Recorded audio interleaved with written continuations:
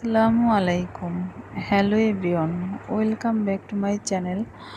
আজকে আমি বর্ষায় গাছের যত্ন সম্পর্কে কিছু কথা বলবো।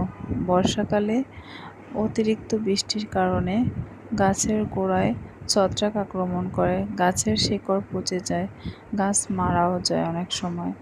এর জন্য বর্ষায় গাছের একটু বাড়তি যত্ন নিতে হয়।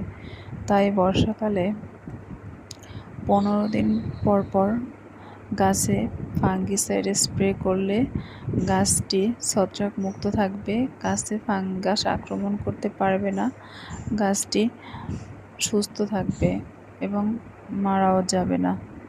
তাই বর্ষায় অবশ্যই আপনি আপনার গাছে ফাঙ্গিসাইড স্প্রে করুন। সবাই আমরা কম বেশি গাছ পছন্দ করি, শখ করে আমরা গাছ কিনি এবং সেই